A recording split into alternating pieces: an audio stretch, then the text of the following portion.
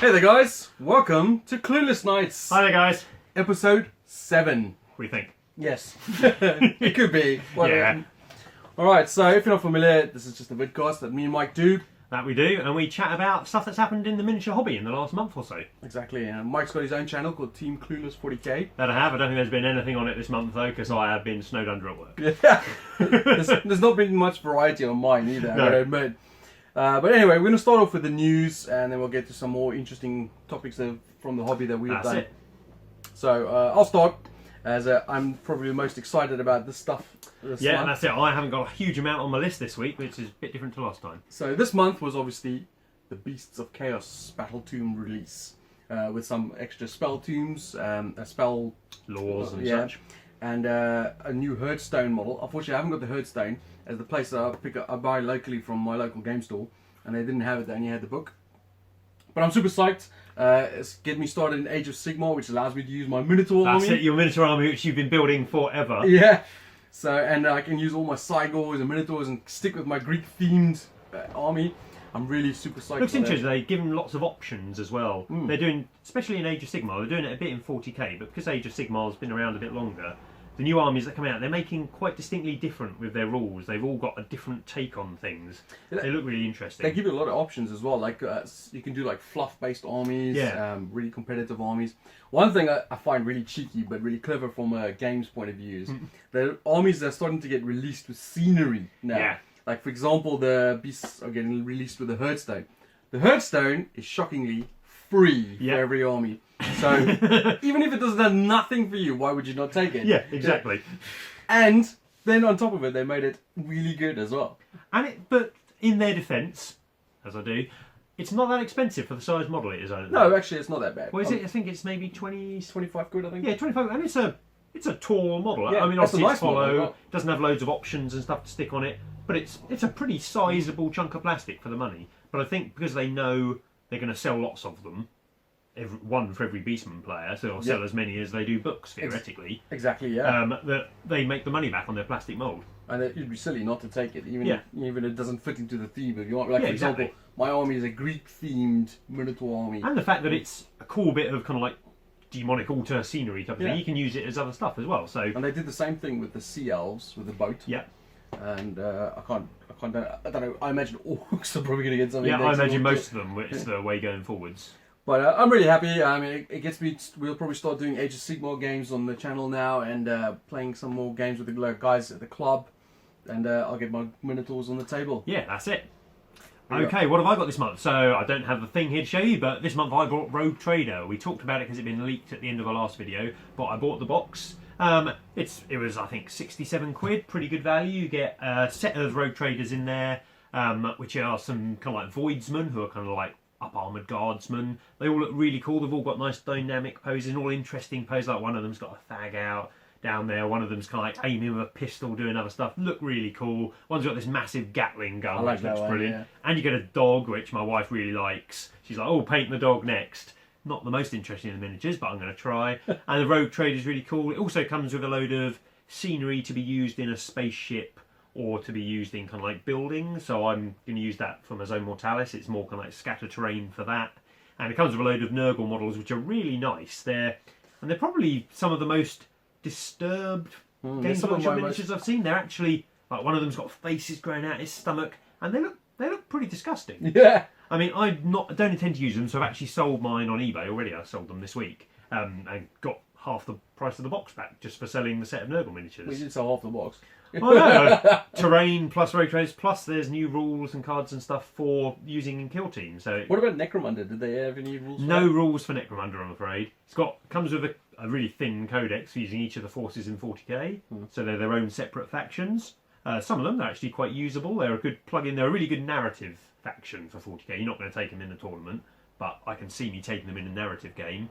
And it comes with a kill team rulebook, which inside it talks about new commander rules. There's a kill team expansion coming out, I think next month, called Kill Team Commanders, which will allow you to take a higher price single model with multiple wounds who's a commander of your force. So you play Imperial Guards, you'd probably be able to take a commissar or company commander Oh, that'd be cool. as a model and it'll cost a few more points, so it lets you up the points of playing Kill Team without having twice as many Too many models on the table. Yeah, yeah. And they've got cool abilities, so it introduces those rules, and it also in Love the rule book. consign, Yeah, exactly. Also in the rule book, it adds rules for playing in tight confines in spaceship and stuff, so that's really good for when we move on to using the Zone Mortalis in our Kill Team campaign.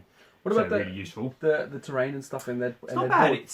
It comes with a double-sided board. One is an interior of a building. It says a Ministorum something, but it could be any building, and that's quite good. It takes up the full-size board. The other one has space around the edge of the board, but it's a full laid-out shuttle. Okay. So again, a really interesting place to have a battle, and the rules for that help for playing in the confined spaces. And it comes with the doors and chests. It comes with all the doors. Obviously, the walls and stuff are the only thing that aren't there, which is, yeah, just have to imagine the walls are there, they're drawn on. But it comes with chairs, it comes with these cool cryo tube drop pod things, comes with 4 of those. Comes with some engine pieces, which is just good scatter terrain. And the engine pieces actually plug into the vent system I've got as well, so that's really cool. Oh, that's cool. Loads of doors. Yeah, just really good, at good value, like all box sets are. Do you think the components are easily transferable to Necromunda? Because the new Necromunda system looks very similar. Yeah, they're really easily transferable. I'm not sure about the models. I don't think would work. Like for example, could you play a Necromunda game in those boards? Yeah, easily. You could easily do Necromunda in. Certainly, the building board would work really well for a trapped-in team versus team inside a building. Okay. It takes a little more kind of expansion of the fluff to get your Necromunda teams on a spaceship, I suppose. Yeah. But you could say you could put it on a board and say they're breaking into the shuttle to steal it or something like that. So would work really well. Or maybe a spatial that's docked. Yeah, like all things they release. If you're willing to write your own rules for stuff, it's really easy to make anything work. Yeah. 40k universe is so big, you can easily explain it away fluff-wise. Going back to the figures, I saw some of the Nurgle figures are some of my favourite Nurgle figures. Oh yeah, they're brilliant. I'd have liked to have kept them, but to justify me buying the box, I really need to make some money back on them because I don't intend to use them anytime soon. All right, well, I've got some interesting thing to talk about.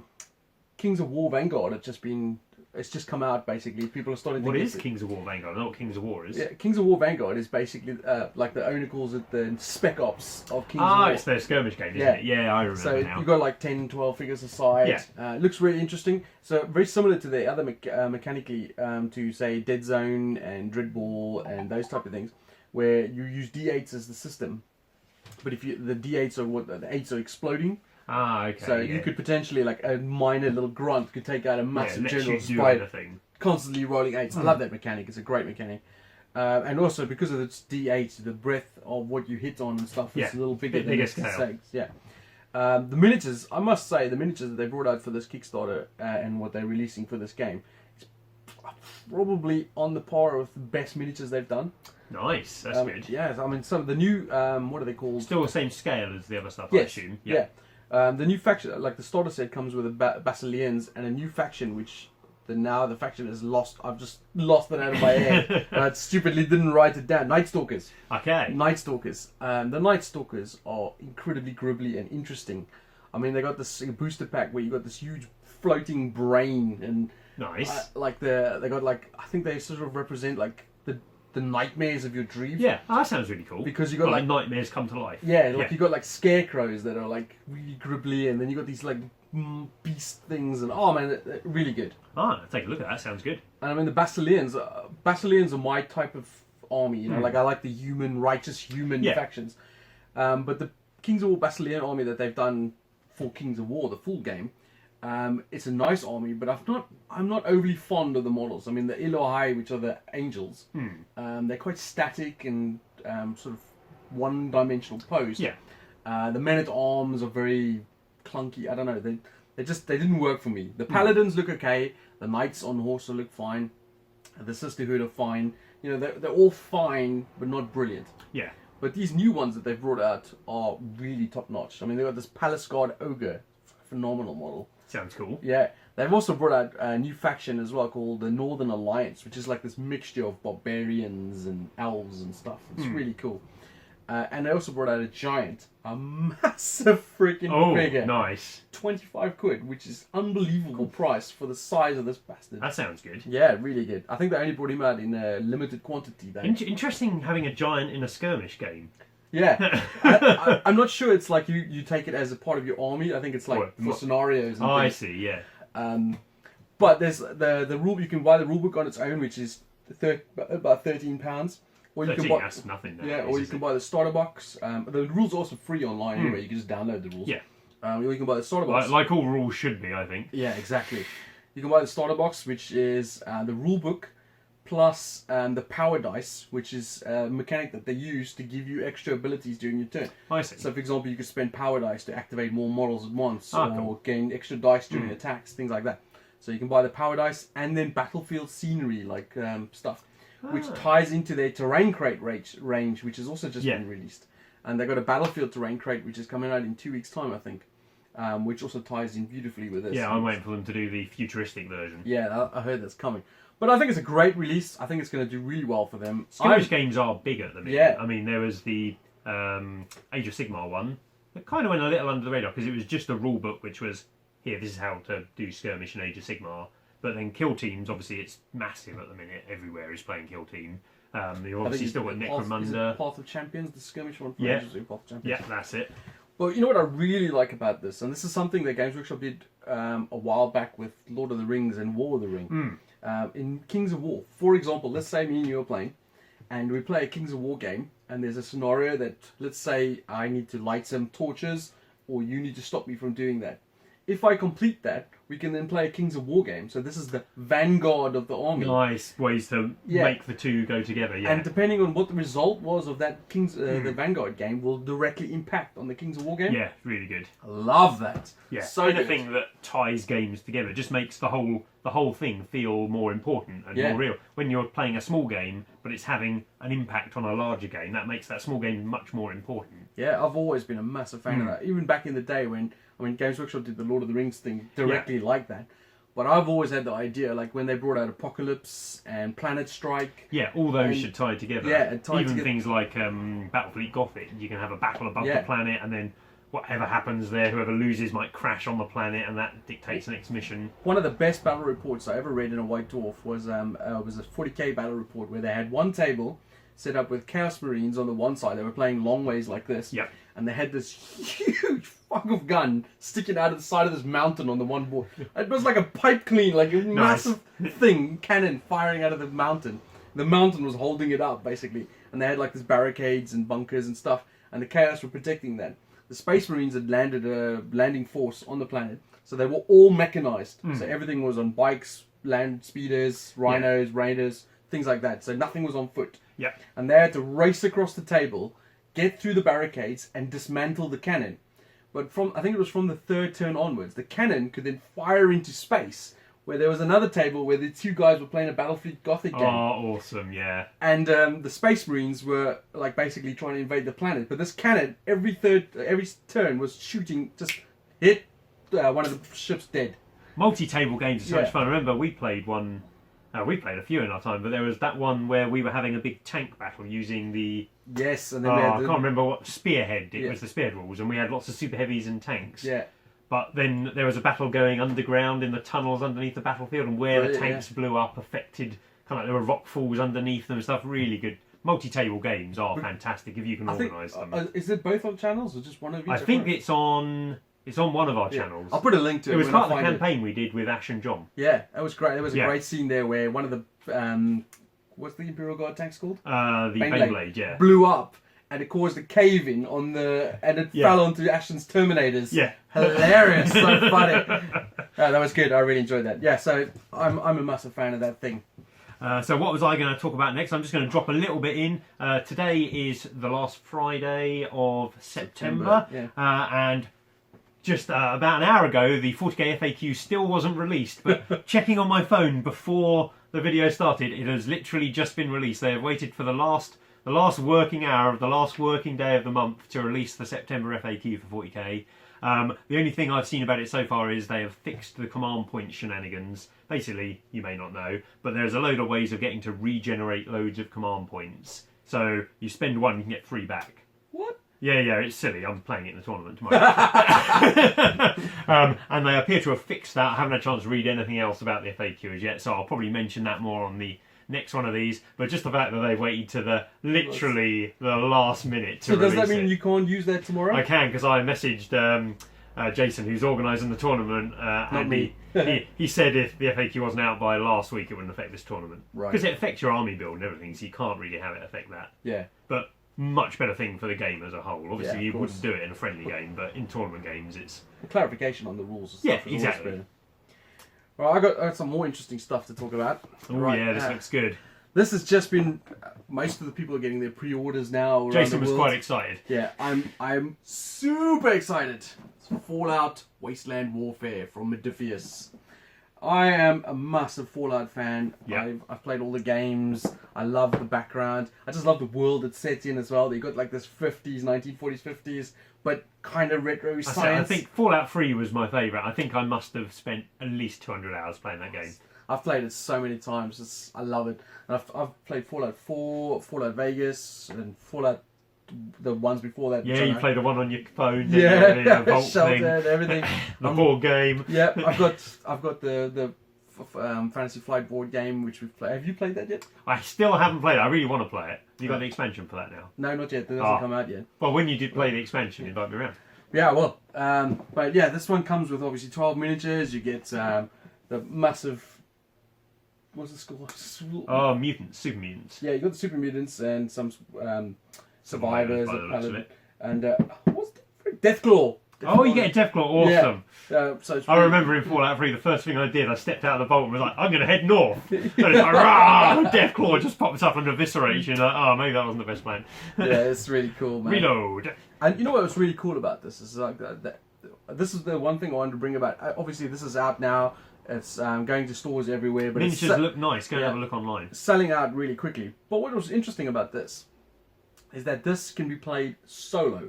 Which is the thing that really interests me about it. Because Now, wargaming is a two-player hobby, isn't it? exactly, yeah. I mean, board gamers have always been a big solo thing. People playing, like especially like Dungeon Bash games and those Arkham Horror, Eldritch co-op Horror, games. they've always been played kind of single you can player. play, and that's not new in a board game. No.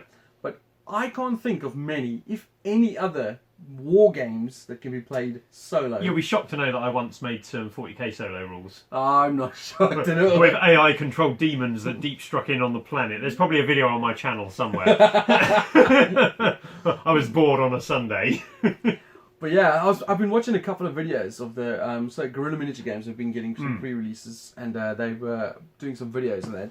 They haven't done any of the solo rules yet. But Interested to see what it is. I suspect they use kind of like flowchart control for the enemies, kind of like, is there an enemy within shooting range? If so, shoot. If not, run towards. But I watched the co-op game, and the co-op game was really interesting because you can play this co-op, solo, or versus. It looks like a skirmish game just from the size It and is, yeah. number of models. I mean, I've not seen a game where you've had more than 5 models. Yeah. And that's quite a lot as well. But there's a lot of other external things to the game. It's quite clunky actually. Well, it looks quite clunky because you've got lots of little things that go on. You have to like draw event cards. You have random encounter things that happen.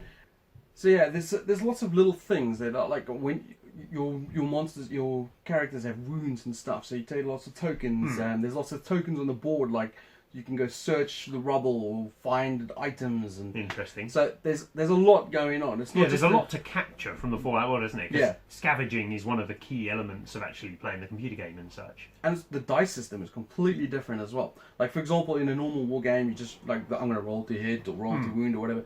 This one, it's a D20 system, but it's not straight 1 to 20. It's more like D10 in a D20 roll.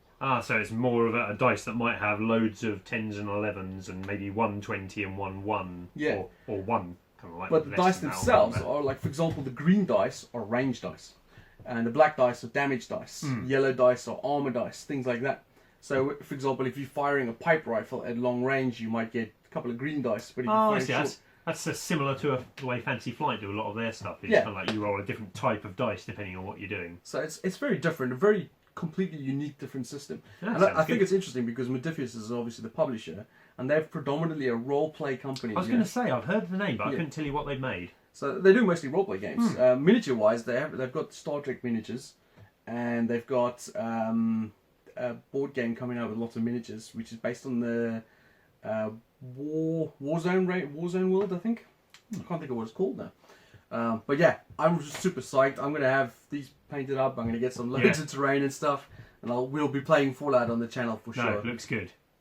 You got anything else? The only other thing I was going to mention was the Nightvolt has come out for Shadespire. Shadespire is not for Shadespire, it's for Underworld. Warhammer Underworld. Yeah. Nightvolt's come out, it's interesting, it adds magic to the system, but they've also released a video which teases the new races that you're going to get to play. There are going to be 8 new races in this, kind of like this year's release, so there'll be 8 new races, and then next year they'll bring out another new one. So the 8 new races are, there's the new Sigmarines, who are the spellcasting Sigmarines, or Stormcast Eternals. Yeah. There's the Ghosts, what are they called? Nighthaunt. Jason knows all the real names, I just know what the nicknames are. Then there's the Goblins, who are probably fungus, mushroom, greenskins, or something like that. They've got some cool looking models. There's the Caradron Overlords, look at me go. The Sky Dwarfs. Then there's the Sylvaneth, who are kind of like the elves and tree, and they look. I really love the Sylvaneth models range for Age of Sigmar anyway, so interesting. That might get me into the game, getting a set of those. I really like them. Then there's the new Chaos Barbarians, who they teased a female war chief model of months and months ago. There's also the Dark Elf champion from Silver Tower. Yeah. So it's going to be them. So I suspect when they release that warband, that might be also the key to them releasing the codex, as it were, for them in Sigmar, which would be interesting. Then there's they released a month or so ago an image of a fungus troll, who looked really cool, and it's hinted at that they're going to be one of the warbands as well. Whether they'll have squigs in there and other stuff with them, who knows. And then lastly, there are the Tzich warband, who look really interesting. There's all kinds of different things. There's pink horrors, there's little flamey dudes, there's a much bigger kind of like Tzich mutant. So they look like they could be cool as well. That one interests me mostly out of wanting to paint them. Yeah. Because I don't want to do a whole Tzichan army. No. And obviously Silver Tower gives you a nice range of models to paint for Tzich as well. But something like that, it's a really nice painting project. I think that's the beauty of playing Underworld, or whichever it's called.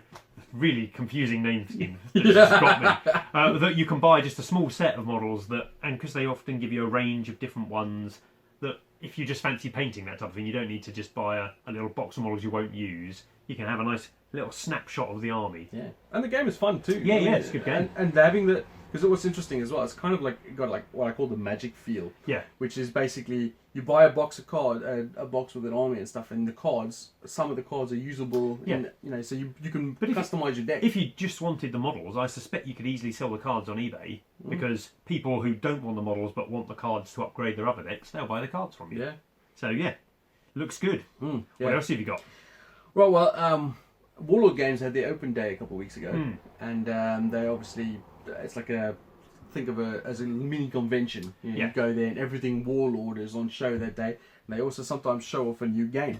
The new game they've announced, which I think is coming out in December this year, which is quite quick. It's called Cruel Seas. I was reading about this the other day. It looks cool. Yeah, World War II naval game, 1/300th scale. Obviously set in World War II, so it's everything that the Americans. You can do the Pacific, which is Americans, Japanese, and nicely ties up with some of their other games as well. So yeah.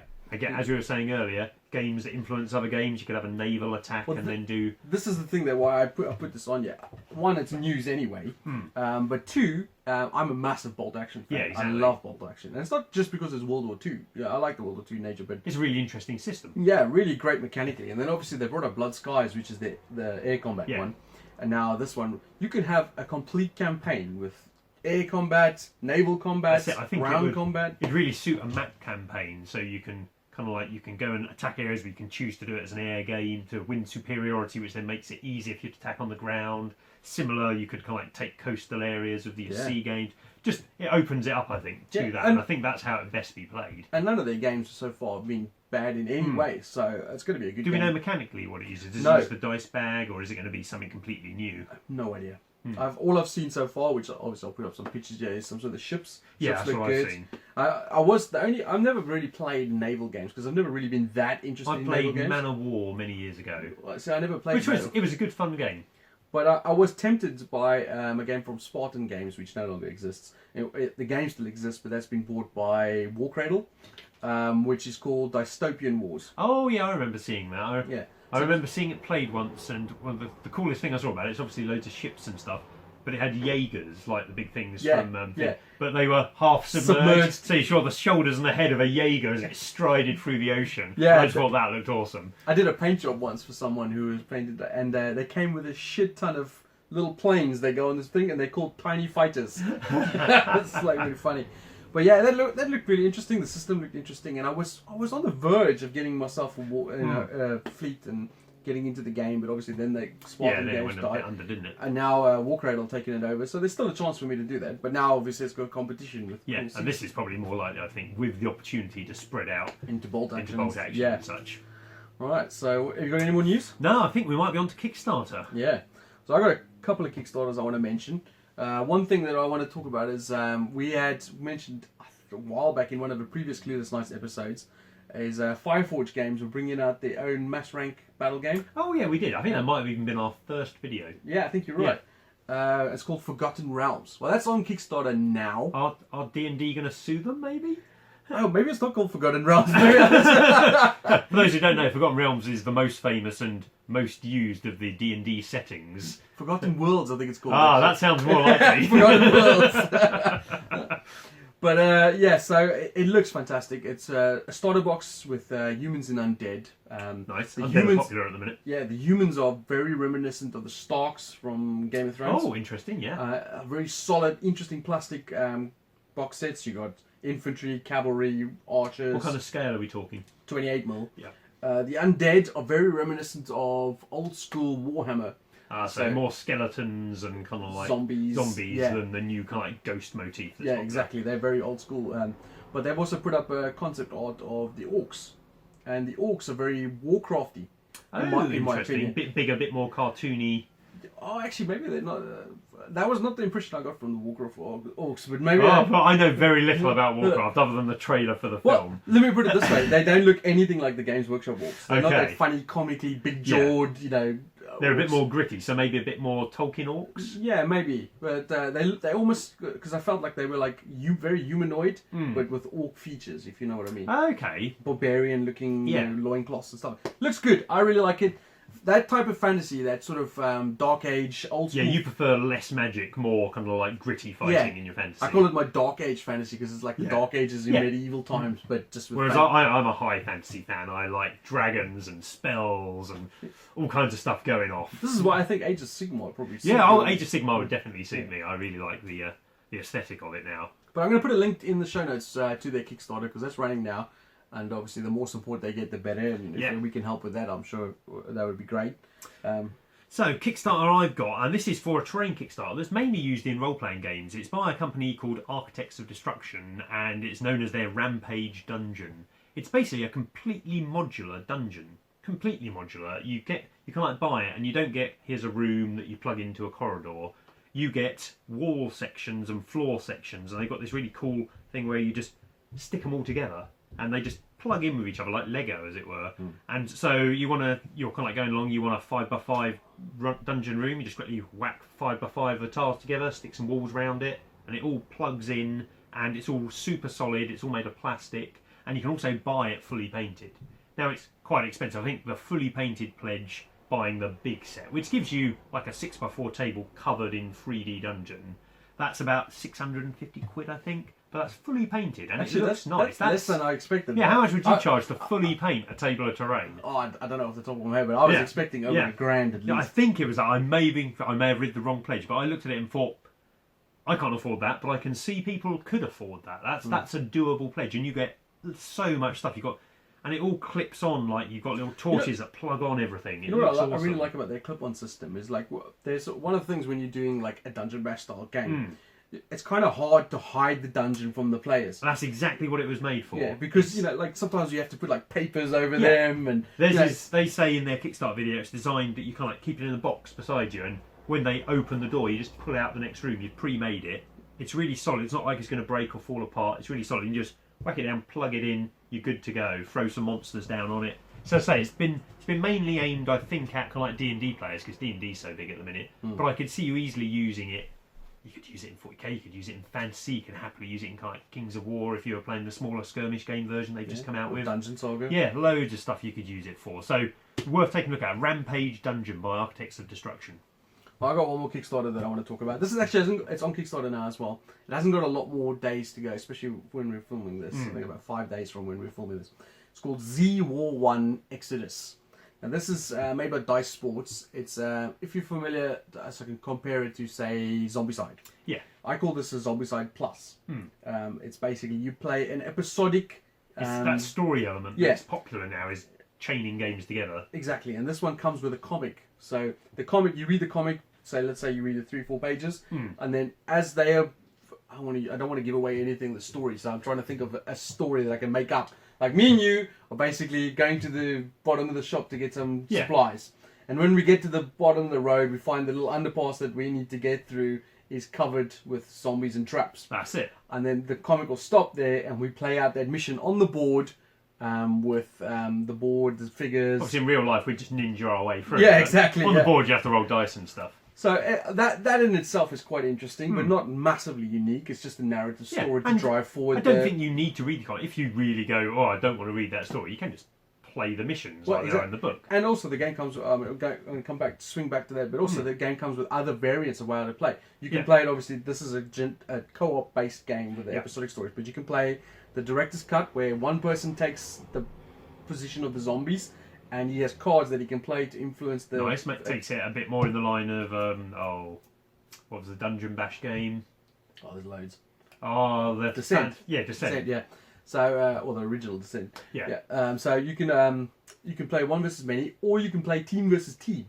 So each side gets survivors, and they have some of the cards. So you're not zombie versus... Oh, I see. The zombies are there still. Yeah, they're the NPCs. Yeah, and that sounds interesting. When you die, your characters become zombies, and then you get to race and try and bite that. So they got that as well. So there's lots of replayability. The campaign itself, I find that the best part. Even just ignoring the narrative storylines, where you've got these little pads with notify your ammo, your equipment. These are the save pads, aren't they? Yeah, really good. That you can go from game to game. And the thing is like, there's a mission, like say for example, I got a link to a preview video where I did, which I can put it up here. But for example, in the first mission, you have to search the docks for supplies and stuff, and then you have to get across this gantry onto the ship to try and get the ship away off to this island. But you could just ignore all the searching. I mean, there's 2 points that you have to get first. Yeah. But you could ignore all the other buildings to search and stuff and just complete the mission. But that means in the next game, you will have less resources to try and complete what could potentially be a harder mission. And so it's a bit of a push your luck element. Do you spend the time searching, thus more zombies appear, thus you have to kill them, and you might spend more resources in the game, but you might find a crate of 50 shotgun shells, in which case you're golden for the next 3 missions. Exactly that, yeah. And the bullets count up. Like, it's not like I can just fire infinitely. Yeah. Like, for example, your handgun might only have 18 bullets. If you fire all 18 bullets, that's it, man. You're going with Jack and Jones for the rest of the campaign.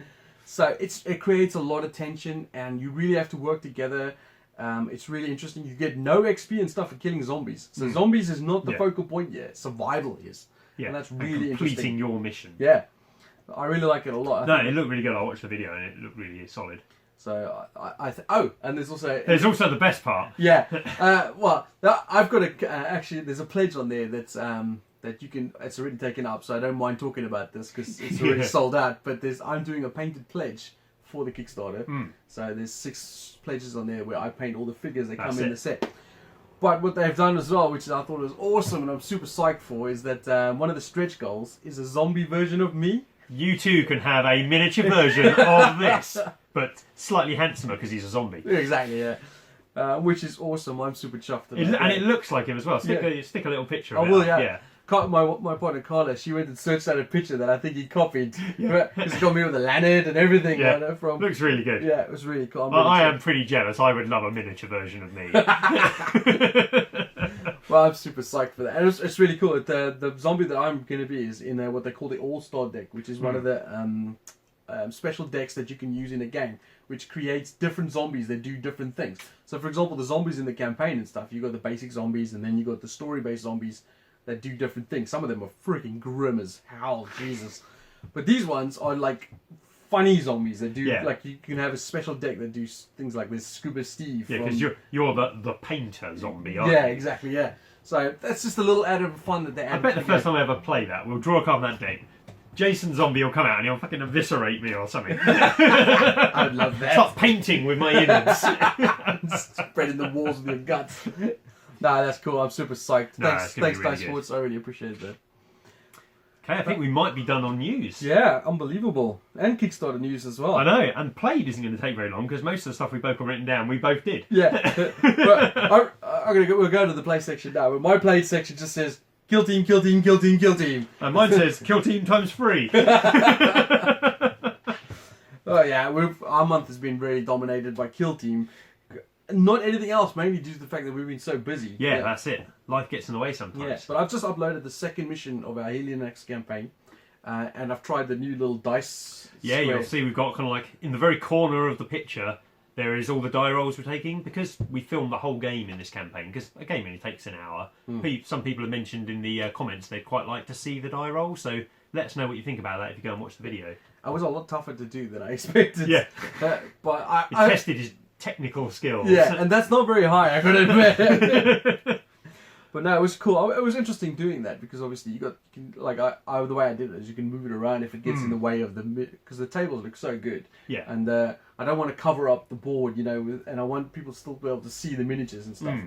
So I was like fiddling around where I'm going to put it and trying all these different techniques. But I think what I came up with works. No, and I'm really enjoying the campaign so far. We played 3 games, so there's still one more video to go up. So Yeah. probably in a couple of weeks we'll try and get a couple more games in. Yeah. But they've been all quite different games. The terrain has looked fabulous in each game. Really good, thanks to John there mainly because he does most of it.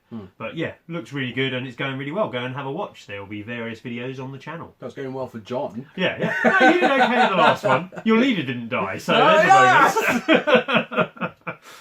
I've got a couple of other quick things I played. We played another game of our Mechs vs Minions campaign, myself and Dando, Emily and Nick. It's going really well, really interesting game. When we first started playing, I didn't think it would be anywhere near as interesting as it is because each game you're starting with the same stuff and you're playing the same deck, but what you have to do in each game, what they've kind of like got out of the very simple system they've given you is really interesting. I think it's a 12-game campaign. I think we're maybe 8 in now. Okay. But every game has been really different and played really different, even though you've got exactly the same starting resources and there's not much different that you can gain during the game. It's just how you have to manoeuvre and do yourself. It's a game where you're piloting a mech, but you have a command line of 6 things you do each turn, and you can basically fill that up with different actions, and it always progresses along that line, so it's lots of planning of how your mech's going to move in future turns, but really interesting.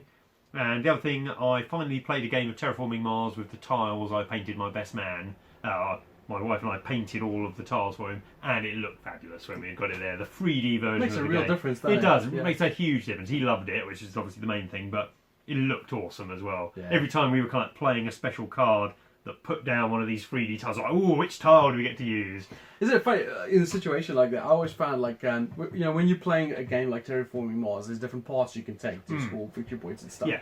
But something like that, where you have the tiles and you really want to get the tiles out there, drives your path to victory points in a skewed way, because it's like, I could do this better thing, but I'm going to do this thing that gets me to put this down. That's it. I really wanted the card that let me nuke a space, because I made this mushroom cloud miniature, and it looked so good. I did a really good paint job. I was like, if I get that card, it's going down. I don't care if I have to nuke one of my own places with it. But alas, it didn't turn up. But yeah, it looked really cool. And that's all of my stuff I've played, really. I played various ball games and stuff. Obviously. Yeah, me too. I've also played got a lot of Kickstarter previews that I'm doing. But for miniature guy wise, I only got to play Kill Team this month. Yeah. But upcoming for next month, I don't know. We're reaching the Christmas time now, so yeah, time is precious. Isn't it? And obviously we've got a lot. You got to prepare for all that, and school and everything like that. But I'm hoping, obviously, I've got my Age of Sigmar. Yeah, you need to get a game in with them. So I need to get a first play video up of this, and then try and get some more campaign games of that in. We're obviously going to be playing more Kill Team. That's it. I'm hoping before Christmas we'll get at least, let's say, 2 more days in. And hopefully, just the time it takes, we'll get 2 games in each day. So that'll give us 4 more games before Christmas. Should be good. And I'm hoping to carry on. We will talk about it in painted section as well. I actually finished painting my Fierce Foot for my Lion Rampant army. You painted something for yourself? Yeah, I know. Oh, well, the thing is, I've been painting this for friggin' months. Well, yeah. Have you done the Helldrake yet? No. So hopefully we can carry on with that Lion Rampant campaign. Me and John playing through the scenarios. So, and of course, I've got Fallout. Yeah, Fallout. You need to get some of that painted as well. Oh my god, I've got so many games I want to play. What have I got coming up? So tomorrow I'm going to a 40k tournament here in Luton. It's a 2,000 point standard tournament. I'm taking a well cheesy list of Imperial Knights, Imperial Guard and Blood Angels. Using the command point shenanigan I talked about earlier, I start with 12 command points. I reckon I'll spend at least 20. So we'll see how I get on there. But looking at the other army list where people are going, there are lots of Imperial Lights and lots of Imperial Guard. So I won't be the only one. Yours will be the only one that's triple red. Yeah, mine is obviously everything is red. Everything I've got to paint when I get home this evening. I've got to paint the eyeballs on my Imperial Guard, and then it's done. So really nearly finished painting. Are you going to paint the eyeballs red? No, they're going to. Well, I didn't. But that kind of like leads on to my painted stuff this month. I basically painted stuff for that army. I painted 7 Death Company models. I painted a squad of 10 guardsmen, a commissar, and a squad of 3 mortar heavy weapons teams. So, and that's quite a lot of painting for me. I've been quite fiercely doing that every kind of spare minute I've got. So I'll send over some pictures for Jason to put up of those. From my painted side, for myself, obviously, I mentioned I finished my fierce fit for my line ramp and stuff. I put up some pictures on the line ramp and forum showing that. So I've got pretty much a fully painted force now. All I need left to paint is my knights, my actual knights, not the mounted sergeants. And then I've got, I think, about 24 points painted. Yeah, but which is a solid force. Yeah, well, I've got some extra figures that I can still to buff it up a bit more or alternate things out.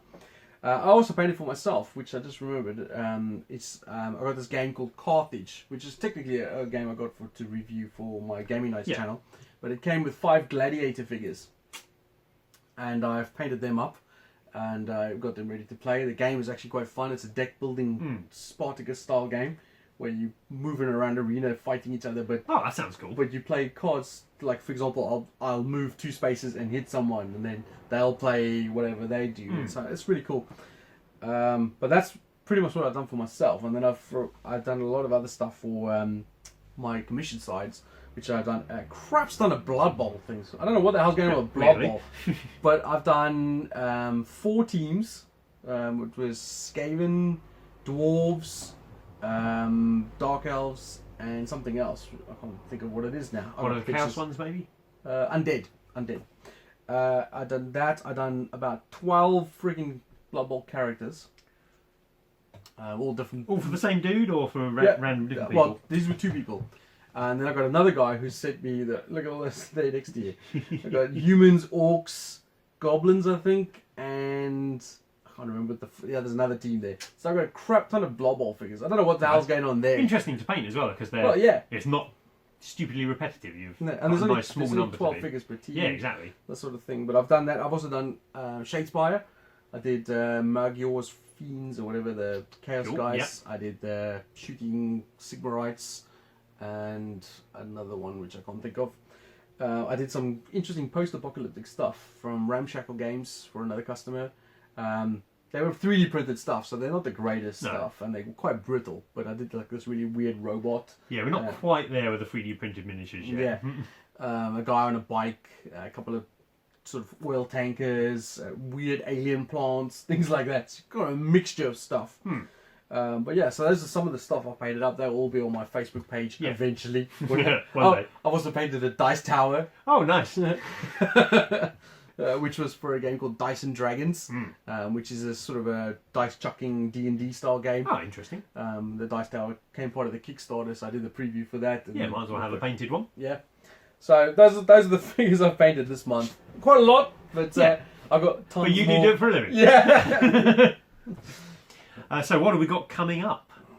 Well, we talked about what painting was. Yeah, painting wise, what you got on the schedule this month?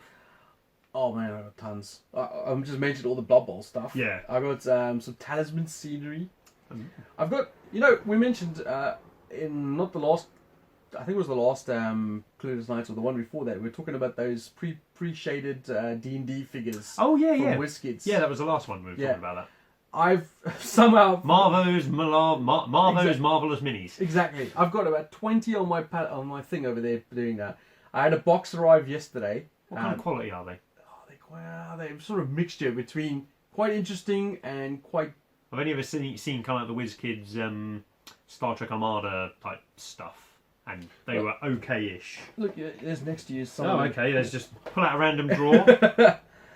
I see. Yeah. So they're not super quality, kind of like a. Yeah, they're not I wouldn't Games say Workshop they're. style, but I wouldn't say they're a miniature war game quality, but they're certainly a board game quality miniature. and they're ready to paint straight out the box. Yeah. Oh, they're primed as well. Yeah. That's good. But I had a box arrive yesterday with that really cool. I don't know where I put that box. It's somewhere around. I think it fell off there. But basically, it's a adventurous companion pack. So it comes with a carriage, fireplace, blankets, that's cool. horses, all sorts of cool shit like that. So that's really cool. I got more Blood Bowl stuff to paint for myself. Obviously, Minotaurs. I got to get back on that. I got to get stuck into this Fallout game. You've only got 19 miniatures there. That's like an afternoon. I know. Well, an afternoon for you, a month for me. So those are some of the things, and then I got my knights on my palette as well that I want to try and finish for my line rampant, and then that should be me sorted for a couple of months. I think this month I'm gonna paint the Lady Inquisitor that I got like a year and a half ago, the special plastic one that came out with Reboot Gulliman. I intend to paint her because I really like the model, and I think I might use her in the Kill Team campaign to represent somebody. And similarly, I'm going to paint some of the miniatures that came in Rogue Trader, just because I've been painting my army for the past month and a half. I painted knights for it, all kinds of stuff for it. So I want to kind of concentrate on a few more smaller character models, just because they're a bit different. I've been kind of like speed painting some Imperial Guard. It's not that much interest. Yeah. I know, you're speaking to the preacher. Yeah, choir, exactly. Yeah, Gloomhaven. Well, talking yeah. about Imperial Guard, I might actually bring out a few of mine as well, because You need to paint yourself a flamer and a sniper. that's true. Yes, I do. Get them done. Does anyone want to donate me a Kazakhstan flamer that's already painted? Anyway, I think that's I think we might be done. Yeah, we were actually. I bet you this is actually. Yeah, it's going to be over an hour, but it doesn't matter. it'll be close. If you're watching this, you obviously. No, I reckon we're under the hour. Really? Shocking. Well, then let's talk about some more stuff. Yeah, no, I've got to go shopping. All right. Well, there we go. Thanks for watching. Thanks, everybody. Appreciate your support, and we'll speak to you guys next month. Bye. Bye.